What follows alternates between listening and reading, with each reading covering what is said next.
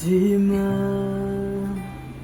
တရားထုံဖို့နဲ့မျောလေးချမ်းလေးပြောင်းဆိုခဲ့ရပြီမြေလေးကွက်တဲ့ရှုံးခဲ့တဲ့တော့မှယုံကြည်နိုင်အောင်မင်းရဲ့လေးဖြတ်တဲ့ဒီပြုံးများထဲမှာယူခဲ့တော့Oh, now